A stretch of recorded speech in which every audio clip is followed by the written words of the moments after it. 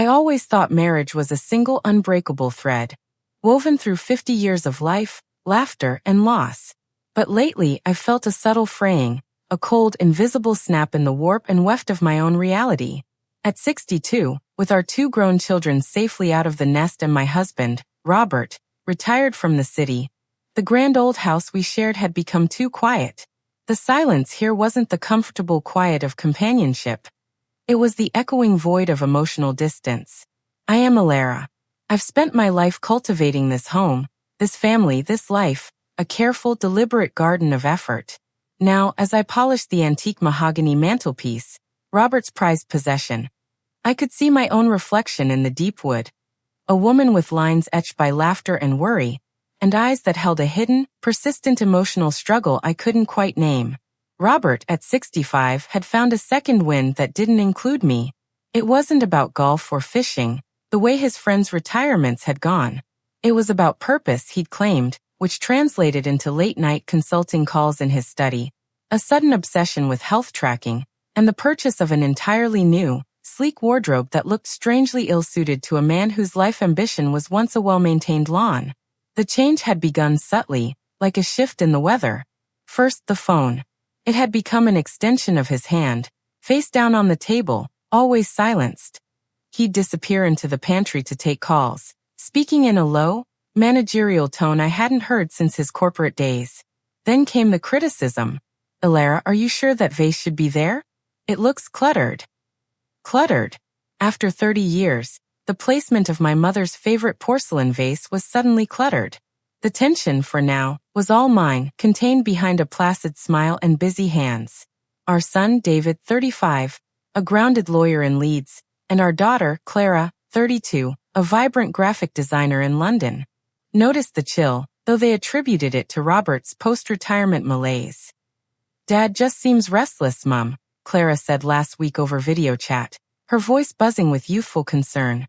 "Maybe you two should take that Italian cruise you always talked about?" I just offered her a weary smile. "The captain of the Titanic is currently quite busy, darling. He can't spare the time." The real, sharp conflict was hiding under the sofa of my denial, waiting for me to trip over it. It wasn't the late calls or the new clothes. Those were symptoms. The disease was far deeper. A betrayal of trust that was starting to feel less like a possibility and more like an established, cruel fact. It was Tuesday afternoon. Robert was at a meeting in town. I was dusting his study, something I rarely did because he was territorial about his workspace. As I reached for the high bookshelf, a small, silver-backed business card slipped out from between 2 heavy financial textbooks. It wasn't a city card. It was for a boutique art gallery I'd never heard of, half a day's drive away. And scrawled on the back, in Robert's neat, hasty handwriting, was a name, Lila, followed by a mobile number that wasn't in his regular contacts. My breath hitched, a purely physical reaction, like a fist hitting the solar plexus. This wasn't a corporate networking opportunity. This was indisputable evidence of an outside connection he was keeping secret. I knew, with a horrible, cold certainty that sliced through the warm fog of my denial, that the single, unbreakable thread of our marriage had just frayed into nothing. I stood there, the card burning my palm, the reflection of my bewildered face staring back from the darkened monitor of his desk computer. The clock ticked loudly, marking the seconds of my old life before the new, terrifying truth. As I went to put the card away, Robert's tablet, which he thought was password protected, lit up with a notification from a secure travel app. The message read, "Confirmation for 2 Florence. Departure date, next Thursday." Below it, the primary traveler's name wasn't his own. It was a variation, our Bert. The betrayal was not just a liaison. It was a planned, deliberate absence under a false identity. The immediate future, the very next week, was a lie. I was not forced into a difficult emotional state. I was forced into a difficult strategic state. I needed to move, but silently. The Florence flight confirmation was the fire, and the name on the back of the art gallery card was the kindling. I slipped both into the pocket of my cardigan, feeling the paper and cardstock heavy and cold against my chest. Robert walked in 30 minutes later, whistling some cheerful, unfamiliar tune. He didn't notice the slight tremor in my hands as I handed him his evening tea.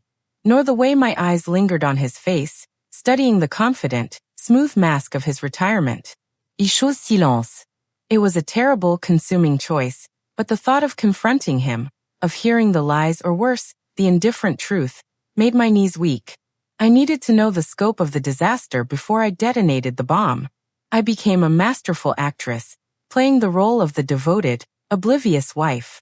This performance became the greatest sacrifice of Phase 2, sacrificing my emotional truth for the perceived stability of the immediate family structure. That evening, I did something I hadn't done in decades. I put on my reading glasses, dug out Robert's old laptop from the back of a cupboard, the one he'd deemed obsolete, and quietly worked my way into his digital shadow. The old machine still held vestiges of his past. I found the hidden email address, R. Bert's, and with a few educated guesses based on old passwords, I was in. The emails were clinical, brief, and devastating. They were addressed to Lila, confirming not just the Florence trip, but a history of them. Weekend breaks in Cornwall, a rental cottage in the Cotswolds last summer while I was visiting Clara. The correspondence confirmed that the relationship wasn't months old, but had been spanning the last 3 years, beginning shortly after Robert's first heart scare, a time I thought had brought us closer. The sheer, calculated depth of the lie made my head spin.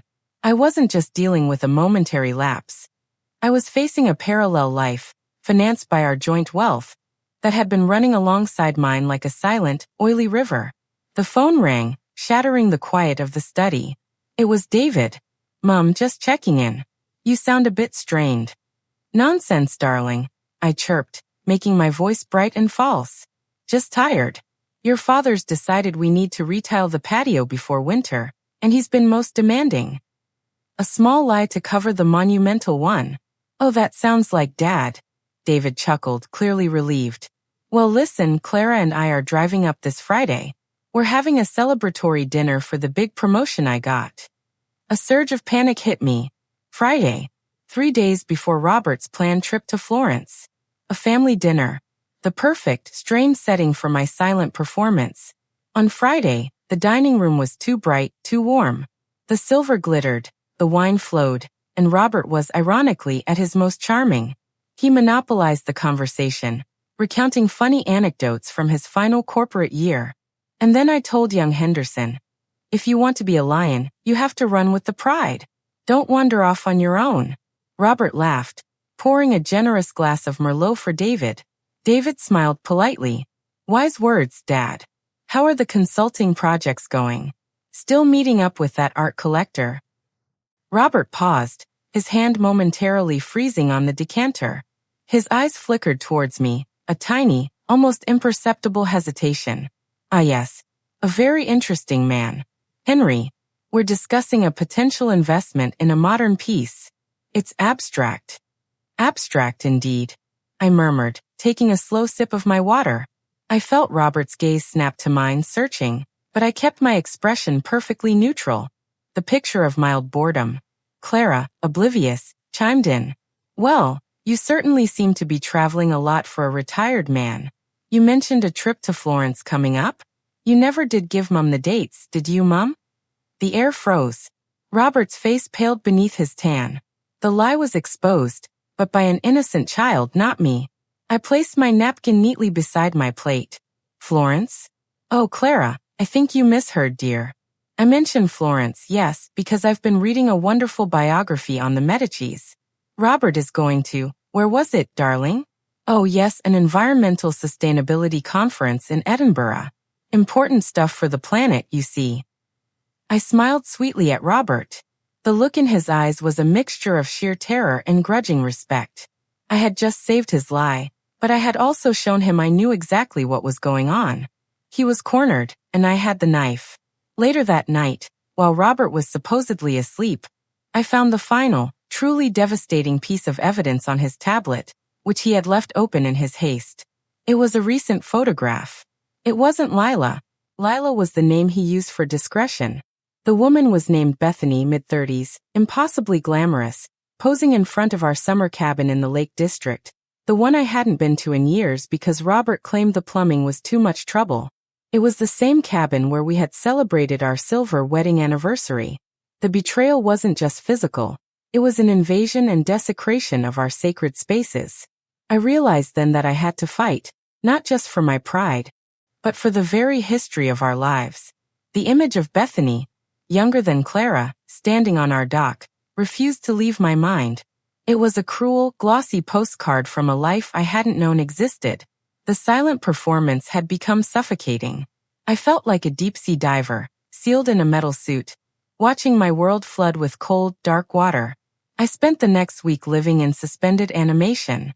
I couldn't confront Robert without shattering the carefully constructed image of my life, but every meal with him was a physical act of choking down contempt. I began to use carefully veiled language, subtle probes designed to make him confess without me having to bear the weight of saying the words first. One evening, Robert was reading the paper, occasionally sighing dramatically. "Robert," I started, folding a linen napkin precisely, "do you ever think about integrity? About the difference between an honorable life and one merely maintained?" He lowered the paper an inch, looking impatient. "Alara, what philosophical nonsense are you on about now? I'm reading a very complex piece on the market index. Of course, I think about integrity. It's what built my career. I mean personal integrity, the kind you can't show on a balance sheet." I persisted, my voice steady, though my stomach churned. "If you were to look at our marriage, Robert, purely as a structure, a piece of architecture, would you say the foundation is sound? Or has something shifted beneath the surface that you haven't told me about?" He dropped the paper entirely, his face darkening with annoyance and a flicker of fear. "Honestly, Alara, you are becoming tiresome. Our marriage is fine. It's stable. It's long-term. You are mistaking my focus on my new business interests for some sort of emotional decline. If you feel neglected, why don't you say so? Stop speaking in metaphors." His denial wasn't a fierce defense.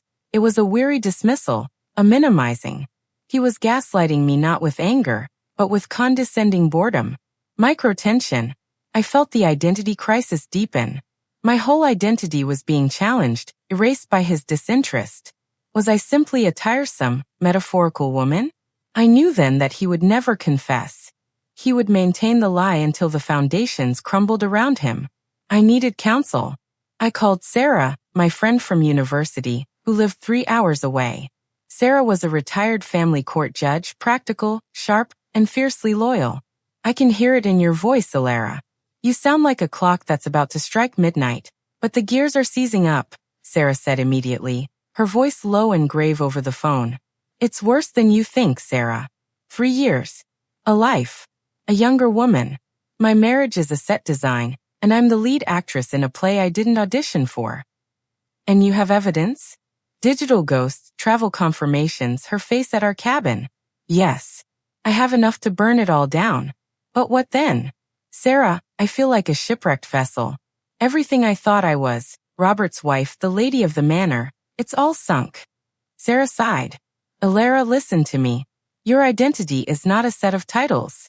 It's the steel in your spine. And right now you need to use it. You can't let him control the narrative of your collapse. You need to control the strategy of your survival."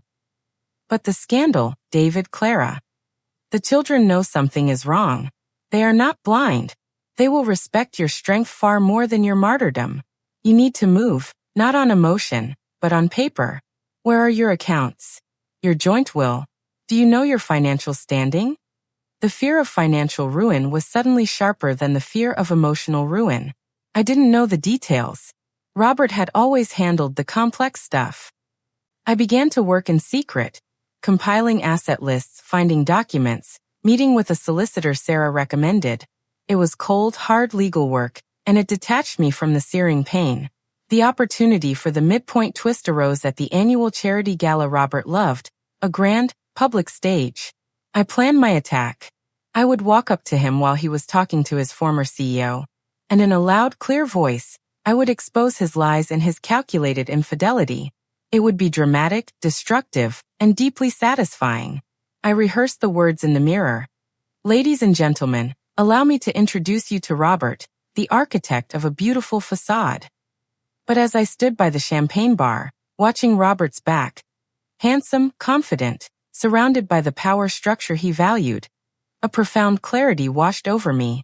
Exposing him in a petty, public display would not hurt him as much as it would diminish me. It would make me the scorned woman, the dramatic casualty. He would use the drama to dismiss me. I pulled out the legal envelope from my clutch. It contained a document detailing a formal notice of intent to separate and a detailed request for all shared financial records, signed by my solicitor. I walked up to Robert, tapped him lightly on the shoulder, and when he turned, his face a mask of patronizing pride, I simply handed him the envelope. I did not speak. I did not cry. I just met his eyes, the eyes that had lied to me for 3 years, and gave him the paperwork.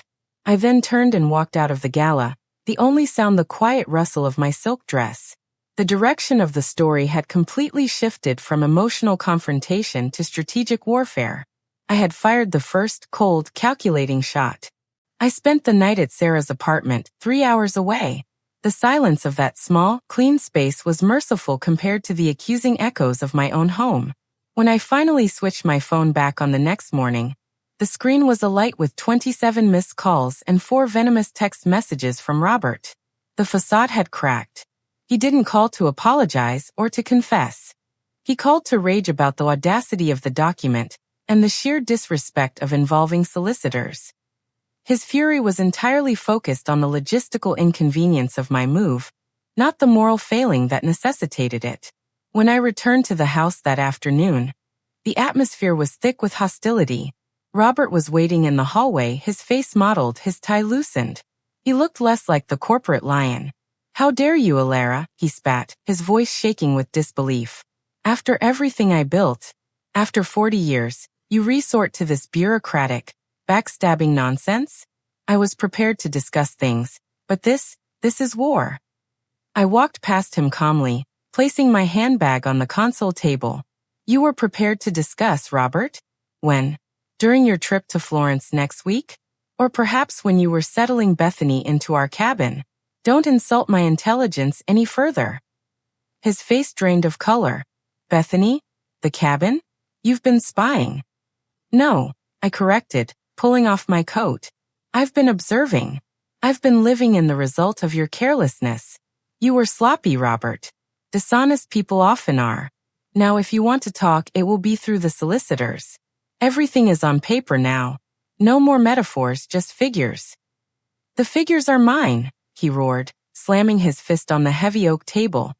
"The same table where we signed the mortgage for this house 30 years ago. I was the one who worked. I built the business. You were the ornamental wife. You think you're entitled to half of my money. It is not your money, Robert. It is our equity, earned over 40 years of shared sacrifice, and sustained by the illusion of partnership you maintained." I countered, my voice low and steady. I felt a core of steel hardening in my chest, replacing the fear. The cold, practical fear of my financial vulnerability was now motivating my strength. Over the next few days, I worked with my solicitor, focusing solely on securing assets, the financial fortress. Robert had been the keeper of the keys, and the details were staggering. He had leveraged more, invested more aggressively, and hidden more debt than I ever suspected. My solicitor discovered a complex web of shell companies Robert had set up in preparation for a quiet retirement, which were now, terrifyingly, being used to funnel funds. I found out he had taken out a significant, undisclosed loan against the house itself. A risk he never would have taken if he had been emotionally present in our marriage. The house, the symbol of my life, was in jeopardy. Then came the discovery that shifted the dynamic with our children. Our son David arrived unannounced, his face etched with worry, holding a folded piece of paper. He had been clearing out some old files in Robert's home office before a planned renovation there. "Mom, I found this," David said, his voice quiet, almost conspiratorial. It was tucked inside Dad's old passport. "It looks like a recent insurance statement, but look at the beneficiary." I took the paper. It was a life insurance policy, recently updated. The main beneficiary was Robert's sister, Margaret, a woman we barely spoke to. But underneath, the contingent beneficiary was listed, handwritten and initialed by Robert, B. Thorne. "Who is B. Thorne, Mum? It's a huge sum. And why Margaret, when he always said it was for you and us?" My heart ached for David's confusion. He had stumbled into the very darkness I was trying to shield him from. Bethany Thorne. The financial protection Robert had always promised his family was now rerouted to his mistress. The betrayal felt complete, absolute. I looked at my son, his face pale with shock and dawning realization. The full truth was still too ugly to share, but the marriage crisis was undeniable. David, I whispered, placing the document on the table. Your father and we have reached the end of the road. There are things you don't need to know, but this document confirms what you suspect. Your father is preparing for a future that doesn't involve us. And he's doing it dishonestly. David sat down heavily, the betrayal hitting him not just as a son, but as a man of law. He didn't ask about the woman. He just asked the question that showed his new loyalty. What do you need me to do, Mom? What's the next move? I finally had an ally. But Robert, sensing the shift in David, was about to play his last, cruel card. Robert didn't just sense David's shift in allegiance. He saw it when David started asking him pointed, legalistic questions about the house's mortgage and the purpose of the shell companies. Robert realized his financial fortress was being infiltrated from within. The Cold War escalated into open emotional siege. David and I had a series of painful, hushed conversations. I gave him the necessary facts, the infidelity, the rerouted funds, the length of the lie, but I carefully omitted the most damaging, intimate details of the affair, protecting him from the full ugliness I'd seen in the emails. I can't reconcile the man who taught me to fish with the man who would do this to you. David confessed one evening, his eyes tired. He is both, darling, I said gently, tracing the rim of my cup. That's the hard lesson of adulthood. People are rarely one thing. He was a good father, David. I won't take that from him. But he was a careless, dishonest husband. I loved the first version. I tolerated the second for too long. What about Clara? Does she know? She sees the tension. But she's soft-hearted. I want to wait until the legal framework is set before we tell her the full truth. She needs to know I am secure first. The house felt like a theatrical stage setting for a tragedy. Every object, a photograph, a dent in the wall, the scent of pipe tobacco, was a memory now corrupted. I was in the grip of my lowest breakdown moment, a quiet, internal collapse. I walked out to the garden, the place I had always considered my sanctuary. It was late autumn, the air sharp, the perennials dying back. In the corner of the wall, there was a low stone structure I had painstakingly built 20 years ago, a retaining wall for a small herb bed. Over the years, the frost and tree roots had undermined it, and this summer, a whole section had collapsed into a pile of rubble. I sat on the broken pieces, staring at the ruin. It felt like a perfect, ugly metaphor for my life.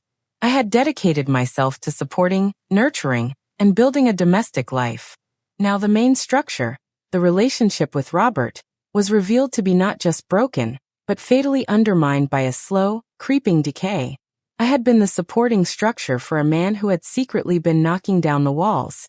I realized the terrifying truth of my identity crisis. I was not Alara, the mother, the creative force, the kind friend. I was Alara, Robert's wife. My self-worth was entirely tied to that title, and now that title was dissolving. I was lost, unseen, defined only by the disaster of my marriage. It was in this moment of utter despair, hunched over the cold stones, that Robert came out, his face twisted with triumphant malice. He had clearly just spoken with his own solicitor. So you've brought David in. Playing the victim, Alara? You think 2 against 1 will work? He sneered, hands in his pockets. I didn't look up, just whispered. I am securing my future. Nothing more. Your future, Robert said, his tone dropping to a deadly, cold register. Let's discuss your past, shall we? You remember the messy business with the accounting error 15 years ago? The one that almost cost me my job? The debt you ran up and I covered, meticulously and quietly? The documents that prove it was your mistake, which I've held on to just in case. I froze. The mistake was real, an innocent, but deeply damaging error I had made managing his small personal portfolio years ago. Robert had covered it, leveraging his position and his own funds, and we had never spoken of it again. I thought he had forgiven me, I thought he had protected me. It was an accident. I breathed, the air instantly gone from my lungs. Accident or not, the paperwork shows negligence, which, in the eyes of a judge looking at financial solvency and division of assets, looks very bad indeed. I covered your debt. I saved your reputation. If you push this separation and try to get full equity, I will introduce that documentation. I will not only discredit your claim, but I will ruin your credibility with the children. You will be seen as the financially irresponsible one. The reason for the initial debt and the instability. You lose everything, Alara. Everything. His threat was concrete, leveraging a hidden shame I had long buried, proving that he was not only a liar but a manipulator who had kept a secret weapon for 15 years. I was cornered, heartbroken, and utterly devastated. He hadn't just betrayed our present, he had weaponized our past. I returned to the house, shaken to my core, but my devastation quickly curdled into a cold, clear rage. Robert's threat had intended to destroy me, but instead, it became the catalyst for my rebirth. He had spent 15 years holding a past mistake hostage, proving his protection was merely ownership. The lie was not just Bethany. The lie was the entirety of Robert's chivalry. I called Sarah immediately, repeating Robert's threat verbatim, including the detail of the accounting error. He's cornered, Alara. When a man brings up a 15-year-old solved issue, it means he has nothing new, Sarah stated matter-of-factly. The debt was cleared by him. He filed the tax returns. He can't use that against your division of assets now. He's bluffing, but he's also given you a powerful realization. You cannot live one more day under his manipulation. That conversation was the small win I desperately needed. I decided Robert's threat was empty compared to the years of dishonesty. The rebuilding began with a single, clear thought. My dignity is non-negotiable. I focused my energy outwards, away from the ruined stone wall in the garden. I enrolled in an online course in botanical illustration, a passion I put aside in the 1980s for the sake of Robert's career dinners. I started painting again, setting up an easel in the sunroom, refusing to hide my work when Robert was around. I started eating dinner alone in the kitchen, reading a book, while he ate his silent, solitary meals in the dining room, surrounded by the echoes of his lost authority. The more I invested in my own interests, the less Robert's presence bothered me. I wasn't trying to make him jealous. I was making myself whole. My strength was returning not through conflict, but through detachment. Meanwhile, Clara, sensitive and perceptive, noticed the change in the house and the quiet steel in my voice. David finally decided it was time to bring her into the loop, explaining the financial moves and the underlying atmosphere, though sparing her the details of Bethany Thorne. Clara came over one rainy afternoon, finding me sketching a winter rose. She didn't hug me immediately. She just watched me work. David told me you're getting divorced, Mum. He said it was amicable, but I know it's not. She sat down, her voice small. He said Dad was being difficult about the house. I put my charcoal down. It is difficult, darling, but it is necessary. I am done living a shadow life. I deserve honesty, and your father ran out of it a long time ago. Why didn't you tell me sooner? Her eyes were damp. We're your children. We're supposed to protect you. My job was to protect you from the wreckage, Clara. Your father's choices are his alone. And I needed to ensure my financial safety before I brought you into the emotional fray. I love you both fiercely, but this is my battle for my self-respect. Clara took my hand. I always thought you and Dad were the bedrock. If that can dissolve, what hope is there? The hope is in choosing yourself, my girl. I spent too long choosing comfort. Now I choose clarity. I'm not losing my bedrock. I'm finding a new, better foundation that I build myself. That evening, a confrontation with Robert was inevitable. He stormed into the sunroom, holding a letter from my solicitor demanding access to his private accounts. This is an intrusion, Alara. I will not have you going through my private business. I swear, if you don't call off that harpy of a solicitor, I will use that documentation. I'll call David and tell him the truth about your negligence. I slowly capped my charcoal, turning to face him. I was calm, centered, and terrifyingly free of emotion. The big emotional transformation came a month later, When the house was officially appraised, Robert, his legal options exhausted, agreed to the equitable split. The next step was deciding what to do with the physical manifestation of our 50-year history, the house itself. David and Clara, now fully in the loop and fiercely protective, urged me to stay. "It's your home, Mum. You built this life," Clara insisted. "No, darling," I said, looking out at the vast manicured lawn. "This is the mausoleum of my old life. Every room holds a ghost of a marriage that failed. I don't want to live here waiting for Robert's ghost to appear. I want to live somewhere new, where I can build only my own memories." I made the decision to sell the house. I realized that my financial security was not tied to this specific property, but to the freedom it represented.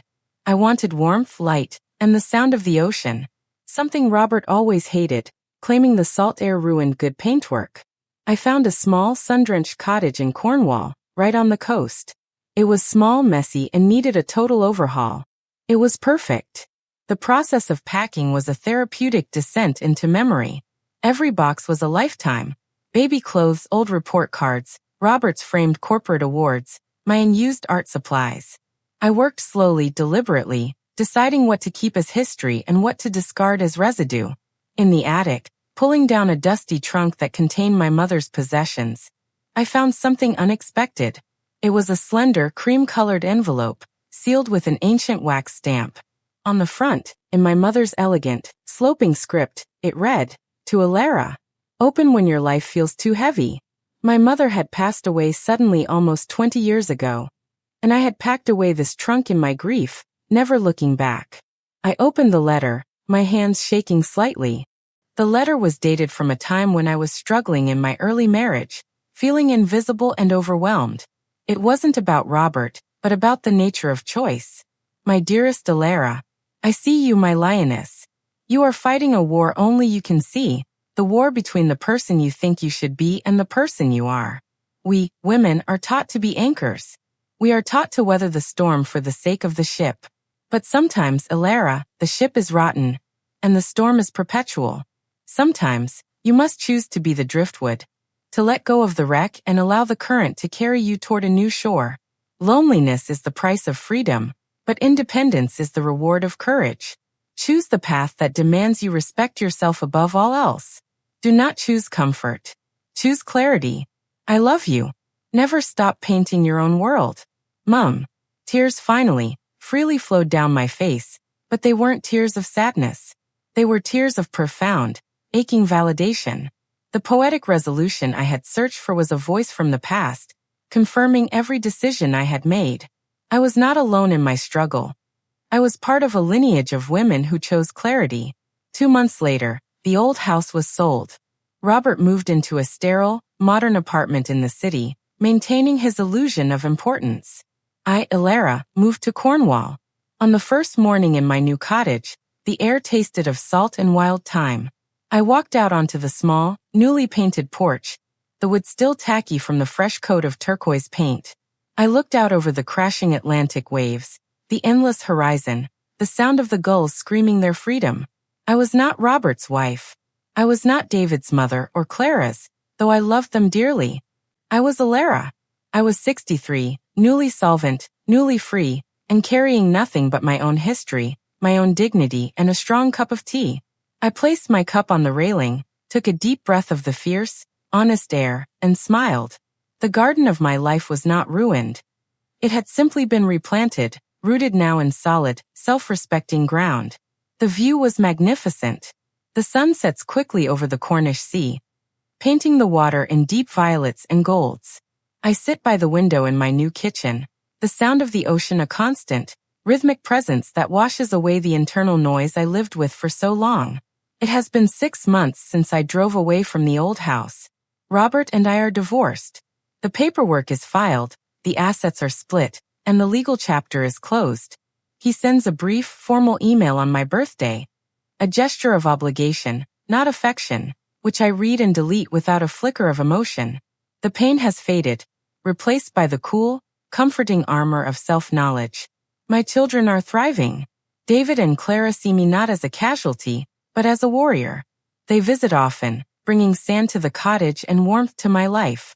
Clara helped me design my new stationery, and David managed the tricky coastal property deeds. They no longer see the facade of a perfect family. They see the resilience of a mother. I look at the small, framed letter from my mother, placed beside my easel. Choose clarity.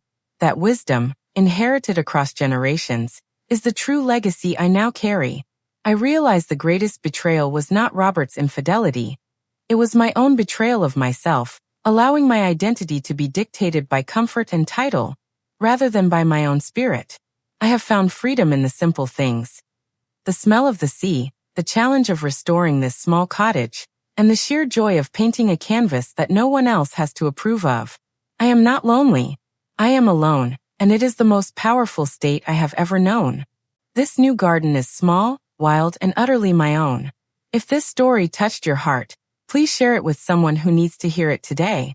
This journey, finding my voice after years of silence and secrets, was the hardest thing I've ever done. And I know I'm not the only one. This is our story, the story of every woman who chose herself. If my story gave you even a flicker of courage today, then show me. Hit that like button right now. Don't just watch this, be part of it. We are building a community of strong women. If you believe your worth is non-negotiable, subscribe to my channel and turn on notifications so you never miss a dose of resilience. And now for the part one love the most. Tell me where you are. Drop a comment below with the city and time you are tuning in from. Let's see how wide this sisterhood of strength stretches across the world. If you want to support me a little extra, you can also send a small donation.